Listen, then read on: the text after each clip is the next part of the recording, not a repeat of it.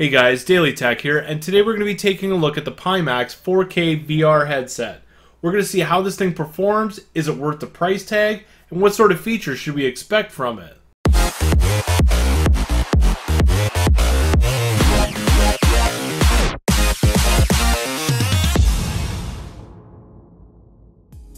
If this is your first time visiting my channel and you enjoy all different types of custom VR, be sure to subscribe so you don't miss anything else in the future. I've had this headset for only about a month or two now, but I have gotten a good idea how it works. But this headset has been released since April of 2016, so it's been out for about a year and a half now.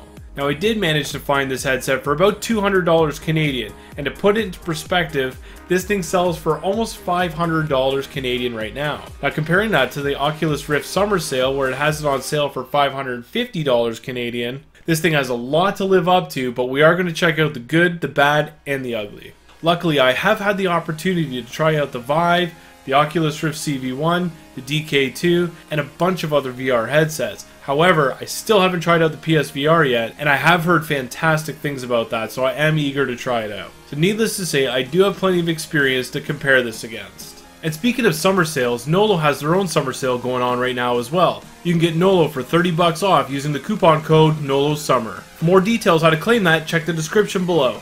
But first thing, we'll just take a look at the headset itself, and we'll do a little bit of a quick review on it and kind of my initial thoughts and impressions of it. First looking at it, you get the construction of it's made of just some cheap plastic. It's really nothing too spectacular. It feels like a really high quality cardboard headset. The strap mounts on the side of it are pretty flimsy pieces of plastic, but they definitely still get the job done. You've got the power button and volume buttons right on the top of the headset right here, and that is actually pretty handy to have. The foam that's around the face pad is actually really nice. It doesn't feel anything too spectacular, but it definitely gets the job done. It is pretty soft, it hugs my face really well, and it doesn't let any light in whatsoever, which is a really nice feature. One of the headsets I tried out previously was the Oculus Rift CV1, and I found that cushion to be not super comfortable, and it did let a little bit of light in around some of the edges because it wasn't quite as soft and it was a little bit more rigid than this. The gap that they give you for the nose here is really not super big at all. I have a little bit larger than average nose, and my nose just barely touches it. I have to adjust it a little bit so it's not resting on it and applying pressure with some of the corners of the plastic. So if you do have a bigger than average nose, chances are you're going to have to put a little bit of modifications into it to give it a little bit more padding, or you're going to have to lift it up a little bit higher on your face. Then moving on to the headphones on this thing, they are integrated into the head strap, and these things are a huge high point. I think these headphones, for what they are, they sound fantastic. The really nice thing is that they're a full over-the-ear earphone, so it does block out a lot of your surroundings, and it really lets you just enjoy the VR experience. It doesn't sound like you're wearing a $300 set of headphones, but it definitely gets the job done, and I'm sure it won't disappoint. Now to compare that feature to the Vive and Rift, the Oculus Rift actually had surprisingly good sounding earphones for how they were designed. They sit just on top of your ear, so they don't actually fully surround it. Now those headphones sounded really good for how they sat, but they didn't really do a great job of blocking out your surroundings. So if they did have some sort of over the ear type thing, it would have been a little bit more immersive. And then you have the Vive on the other hand, where all they do is give you a headphone jack, and there's no headphones integrated into the headset at all. In my opinion, that seems like a bit of a missed opportunity on their part. But speaking of missed opportunities, the Pimax VR headset has no mic. So that's a little bit of a bummer, so if you do want to talk to other people on the games, you are going to need to supply your own mic for that. And as you can see, the headphones feed right into the strap right there, and that actually brings me to one of the worst points of this headset. These straps on the headset are an absolute dumpster fire. The guy who I bought this thing from said the head strap broke within the first 5 uses. That is absolutely unacceptable, and I thought maybe it was just some sort of fluke. But I started looking around online, and everybody's saying they had the same sort of issues with it. Luckily, the fix wasn't that bad, and that's why you probably see some of the glue that's on there. But what there is most of it's actually quite rigid, and they just have these small sections here where it's pretty stretchy. Now what they've done is take these small stretchy bits and they've seated them into the rigid part inside of a little cup type thing, and then it was just glued in there. And on my headset, all 4 points, so 2 on this side and then 2 on the other side, they all came apart, so I had to glue all of it back together. But luckily with a bit of hot glue, it does work as good as new, but doesn't look quite as good as new. And the problems, they don't stop there with the head straps either. Because they are really rigid, the way these things are designed is they use the type of strap system that you would normally have on like a really soft strap. So as you can see here, when I hold it, this has a loop right here, and it's supposed to be nice and flat when you adjust the straps. Now I'm pulling on this right now, and you can see that that won't even go tight at all. So adjusting this thing is actually really difficult. And the same thing goes on the sides. And also, the way that the Velcro is, there's only a few certain spots that you can actually make the Velcro go. So to get it adjusted just right, you have to do some fancy work, and I'll show you what sort of things I had to do on the inside. I had to actually fold one of the straps inside here, just like that, to make it work right. And then the other side is just normal. And I'll give you a quick look at it here so you can know what I mean. You can see here how the whole thing isn't Velcro. It's got just two little Velcro pads, and then you need to make do with it. And then also make sure that it hooks in where one of these bends are, because you're not going to bend it where that Velcro is. So getting the head straps adjusted once you've glued them back together is also quite a pain in the ass. So for me right now, it's set up completely fine. But if I let my son take a crack at it,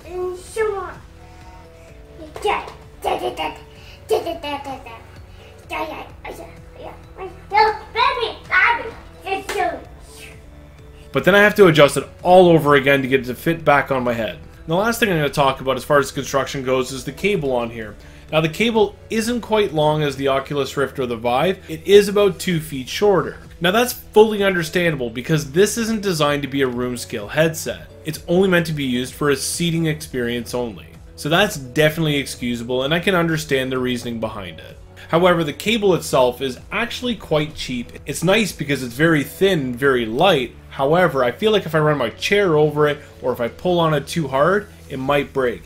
And because it is hardwired right into the headset, I don't think you can be able to replace this thing all that easily. Now let's speak a little bit about the display and the visual experience of this thing. The big selling feature of this thing is it's got a 4K display built into it. And when you put this headset on your head, you're definitely going to notice that for certain. I had a friend over recently who owns an Oculus Rift CV1, and he's been a huge Oculus fanboy ever since the DK1 was out. And even when he put on the headset, the first thing he said was, "Wow, I can't see the pixels whatsoever." And that is definitely thanks to the 4K display. Both the Vive and the Rift are both going to have what we call screen door effect.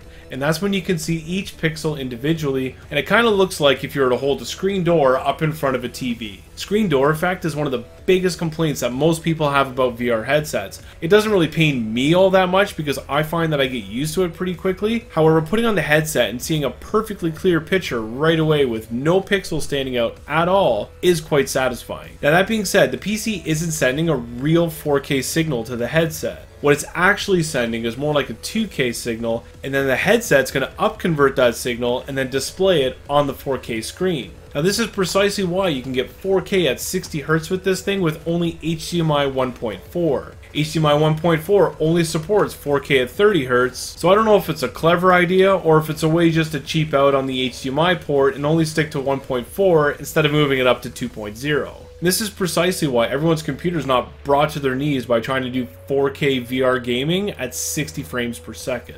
Now I really don't mind this tactic and I don't see any issues with it. The display itself looks fantastic, however I think it's a pretty clever tactic and it actually works pretty well. Now even though the screen door effect is almost completely removed with this headset, there is still one problem with the display.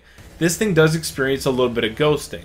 What ghosting is that the pixels on your screen are not shifting from one color to the other as you turn your head. So as a result, what you see is a little bit of a ghost image trailing behind whenever you turn your head.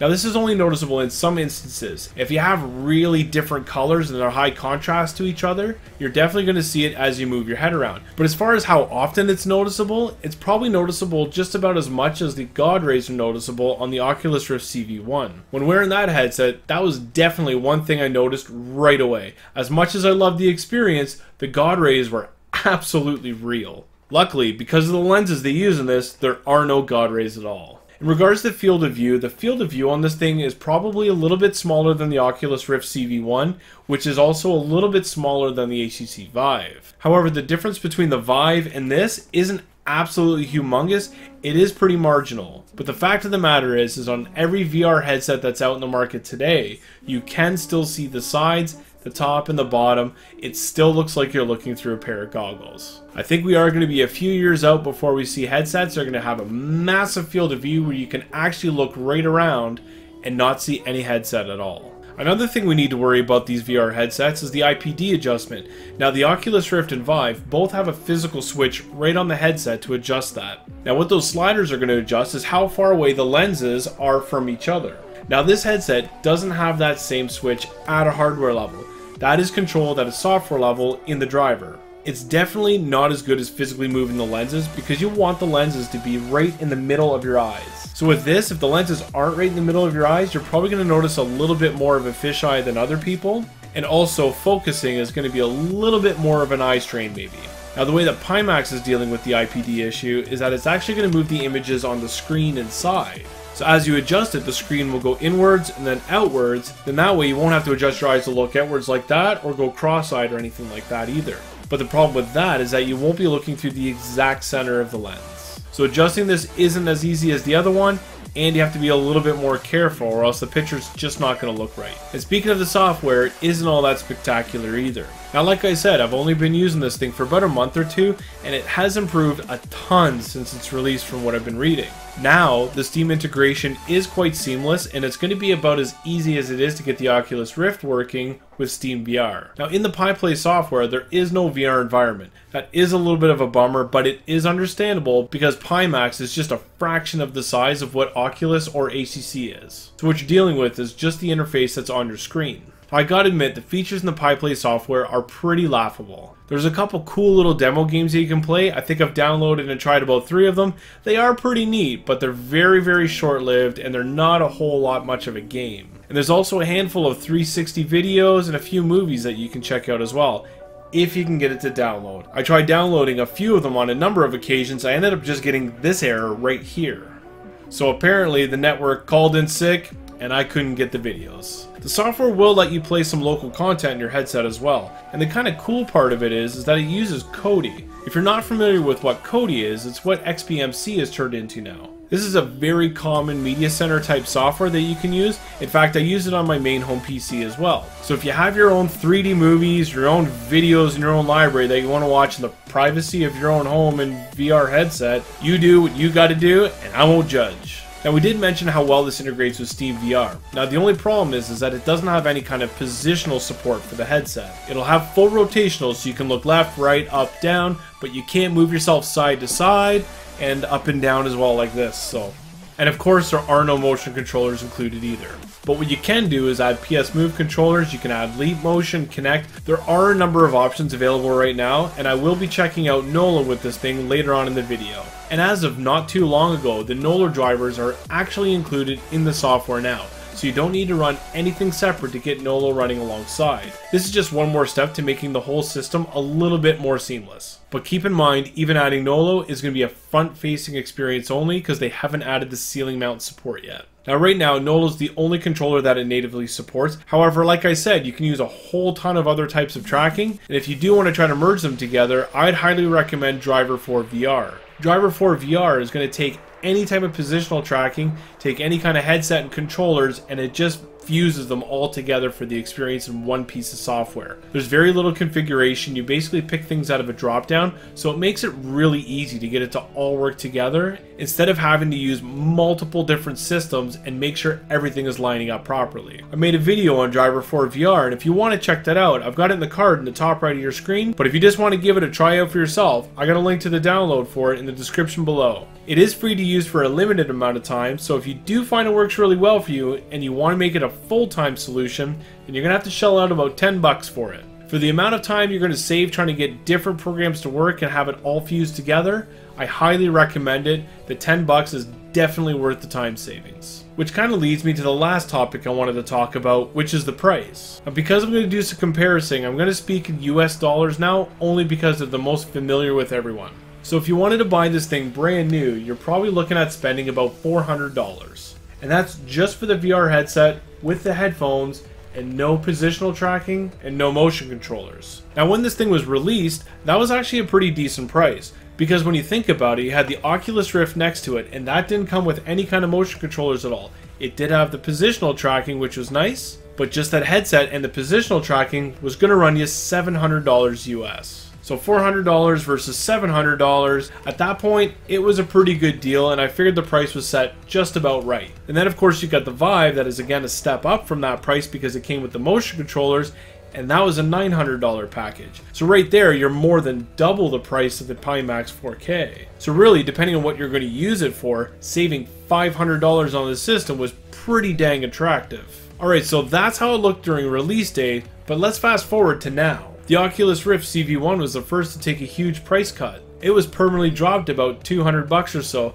and then now looking at the Steam Summer Sale, it's $400. Now that is a limited time sale, so they say, which I'm not convinced yet, but the Oculus Rift with motion controllers is $400 US, the exact same price as the Pimax. That's crazy. There's absolutely no reason to spend $400 on this when you can get the Oculus Rift for the exact same price. Now that really beat up the Vive in the market, and they said they wouldn't make the exact same price cut. However, the number of sales that Oculus made since the price cut and the summer sale, I'd be shocked to hear if the Vive sold many units at all. So they did cut the price of that VR system by about a third, so it's almost $300 off now. So you can get the whole thing for about $600. Even just that $200 more than what this is, still, I'd say the Vive's a better deal at that point. So I'm sad to say, you'd have to be absolutely out of your mind to spend full price on the Pimax 4K right now. Now, I'm not sure if they're able to drop the price at all, but they're definitely going to have to do something to get some of that market share back. Because they're a smaller company and selling fewer headsets,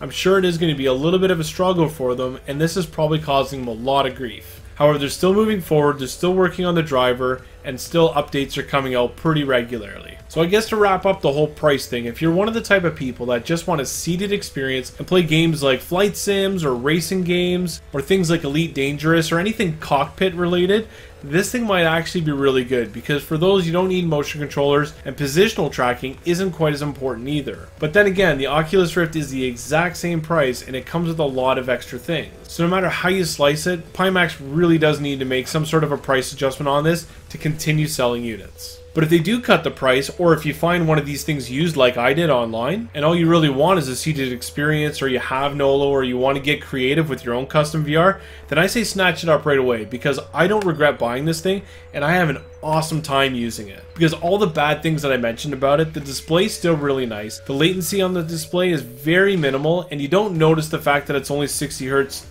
too much compared to the Rift or Vive. It is of course a little bit noticeable, but most games it doesn't matter all that much. So that just about wraps up what I had to say for the Pimax headset. If I painted a bit of a bad picture, I really didn't mean to do that, because I do enjoy using the headset. But just like any other VR headset, it does have its own flaws, but I think a lot of this stuff can still be solved at a driver level. So enough talk, let's put the headset on, we'll try out Nolo with this thing, we're going to see how the native support works for it, and we're going to be playing a game called Twisted Arrow. This game is super addictive, and I do find myself having quite some long sessions while playing it. So we're going to play that a little bit, we're going to see how it performs, and then we're going to come back here, we're going to talk a little bit about how the performance was, and a few final thoughts on the whole thing. Let's get to it!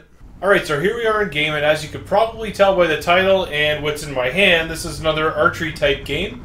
It's got a little bit of a different futuristic type feel to it, and you just kind of jump around to different spots, killing people, and a whole bunch of really different cool shots for your bow. So you got a lot of different arrows here, so that makes it kind of interesting and really neat. So let's get things going, and we'll just see how terrible my aim is. Now what I'm going to do is I'm going to just continue off from the game I was playing before, and we'll see how I do. Now the one thing to keep in mind is that Nolo is not a 360 type system, and this game does require it, so we are going to have to make use of the 180 spin feature like that. So we're going to see how well it works. It's going to be pretty quick on the draw, and make sure I try to keep my bearings of where I am. So we'll see. So I'm going to continue off at a level that I haven't played, and we're going to see how it goes.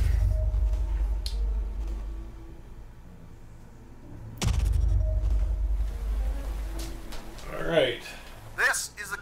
This is how you teleport with this little here, and then you just go to one of these spots. So I'm going to turn around, get this way. Oh my goodness, there are a million. Multi-shot.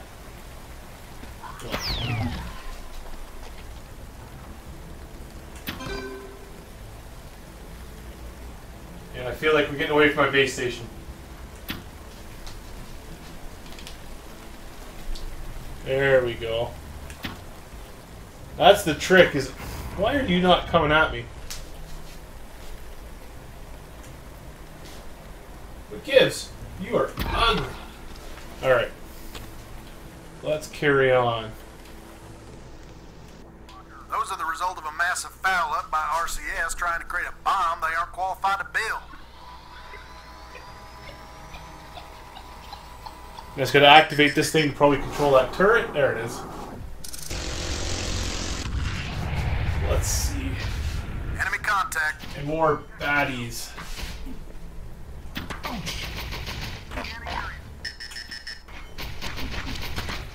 Out of ammo.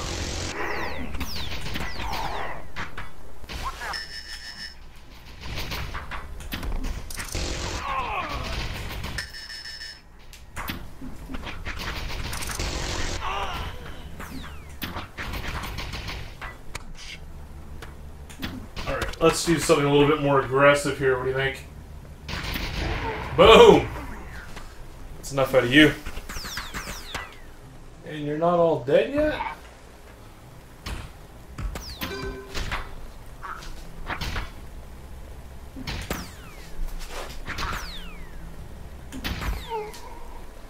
Alright.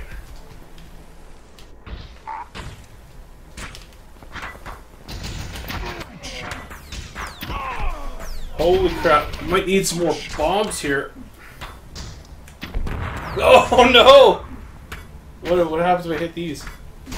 Come on, controllers.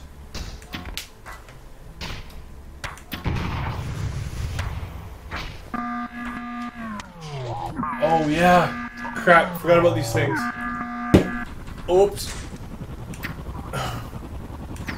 Alright.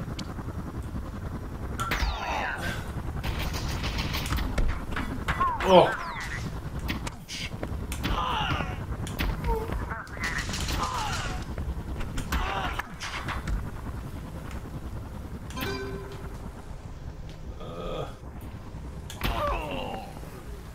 Well, you guys gotta get out of your shield so I can shoot you.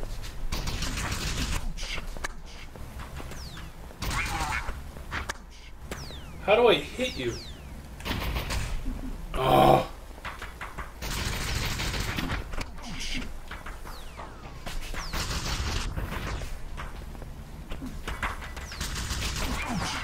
Come on!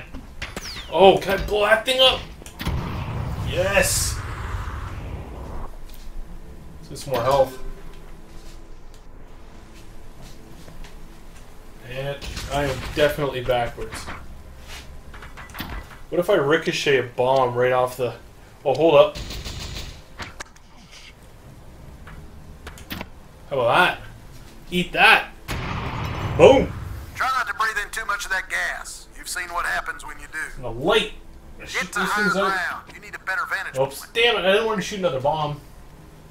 Suppose it'll work? Maybe?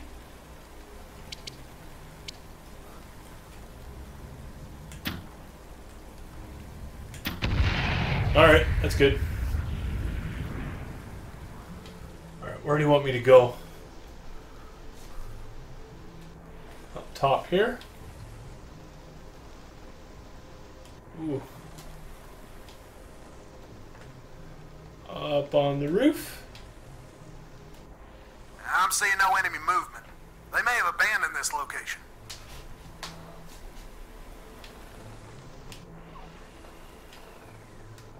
Careful. You've got snipers. Uh-oh.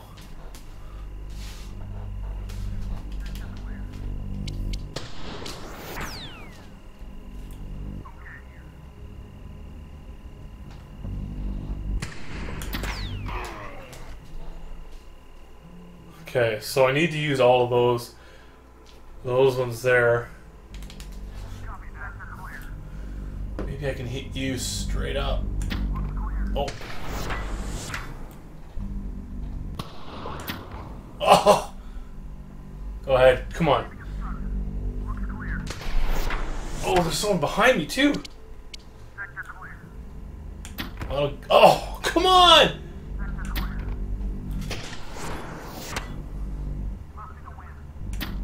Okay. That gets you.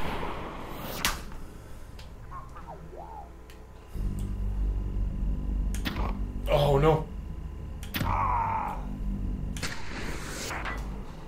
Where are the rest of them? Yeah. You're up there. I can't even see you.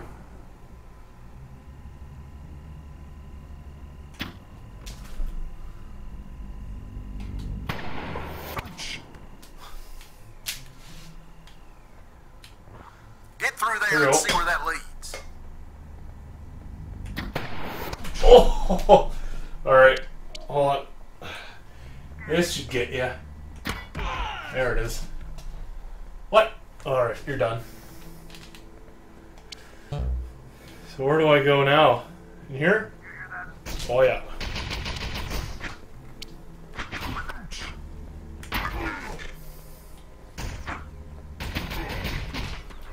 I'm getting you right in the chest, pal. Oh.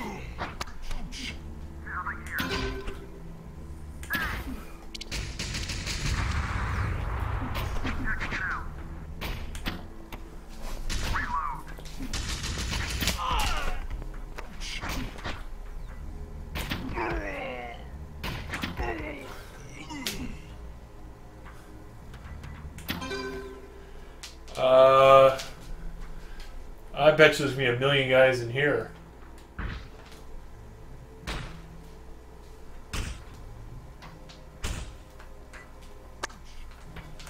Oh, is that a light? Out of ammo.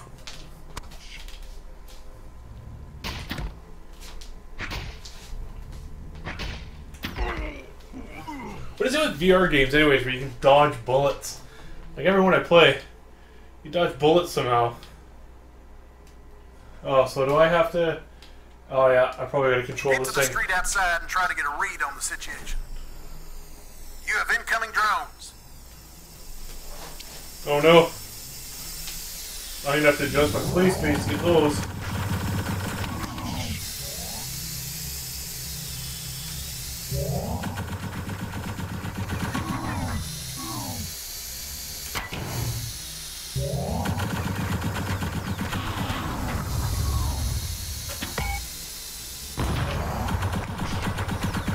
Survive that, please.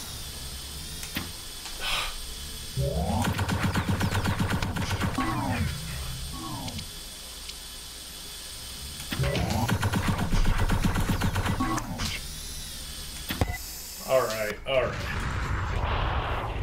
Well, I'm just going to adjust the play space real quick. Okay, so here we go.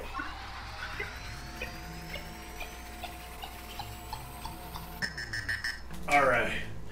Yeah, the whole play space thing, that's kind of a problem with Nolo right now, is that I actually keep my base station on a bit of an angle too, so it actually makes things a little bit wonky. But, we'll just deal with it, kind of make do as you go along.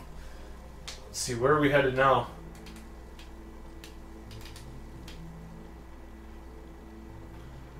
Where are we going?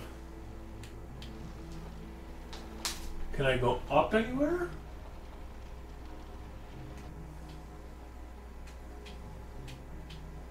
Oh, guess I gotta go this way.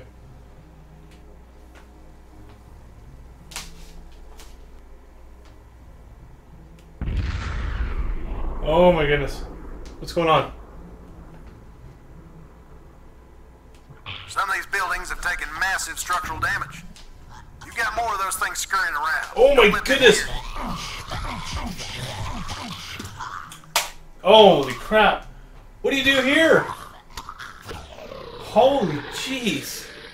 So there's a little gameplay using the Pimax and Nolo VR. Now the game Twisted Arrow is one of my favorite bow games that I've tried yet. I've tried a number of them, and this one seems to be my favorite. Because you got the different options of different arrows that you can use, it does make it a little bit more interesting than just having the one single arrow. And also that you get to move around and use different vantage points to shoot the enemies makes it a lot more interesting. Now yes, I was playing it on the easy settings because using Nolo is not the best thing for this game. With this game, I actually spent my time previously playing this using the PS Move setup because that is fully 360 degrees. So a bit of a recap on how Nolo works with Pimax in general is that it's really good for front-facing type games. Now as you saw, you can use the 180 degree turn feature, but it does throw you a little bit off kilter and you kind of lose your path every once in a while doing that. When you are facing forward and the base station is tracking you, everything feels really smooth, and there's only a tiny bit of latency that you might notice if you are used to using something like the Oculus Rift CV1 or the Vive. Otherwise, most people aren't going to feel it whatsoever. Now, as I mentioned before, Pimax doesn't quite support the ceiling mount feature yet. Once they do implement that though, that is going to open up way more doors as far as what games are going to work well with it. So hopefully soon enough, that's going to be resolved. Now, one less pesky thing that I found that I had to do was redo the SteamVR room setup each time I started up SteamVR. Now, I haven't researched too much to figure out if there's a way to solve that or not, but I've gotten so used to doing the room setup that I just have no problem doing it each time. It only takes a minute or two. So overall, using Nolo and Pimax together is a pretty good experience. However, it still feels like a little bit of a development kit or somewhat in beta still. Because if you do compare it to something like the Vive or the Oculus Rift, those feel like much more polished type setups. But from what I can tell so far, there's still a lot of room for improvement with the Pimax at a driver level. Things like minimizing the ghosting with low persistence type technology, getting the ceiling mount option for Nolo, and maybe a little bit more customization as far as how the display works and what other settings you can use to make the experience a little bit better for your own system. Now, the Pimax support did say in the forums that the version 2.0 of the PiPlay software should be coming out sometime in the near future. Now, I've got my fingers crossed that this is going to be a really huge update and that they have multiple things solved in the Pimax display. But I'm personally hoping that this big update is going to be more about optimization as opposed to adding more features. I'm also really curious to hear more about the Pimax 8K and what that's going to be capable of. Now, that system's supposed to come out with full head tracking and motion controllers as well. And yes, of course, 8K worth of display. Now, it's not a real 8K, it's really two 4Ks, which is only half of 8K, but that's still way more than any other headset has to offer right now. And who knows, we might get lucky. That system might just feel like a CV system after all. There's excited times ahead in the world of VR, and I'm looking forward to the ride. Hopefully you guys enjoyed this video, and if you did, remember, leave it a thumbs up and subscribe for more content like this in the future. Well, thanks for watching.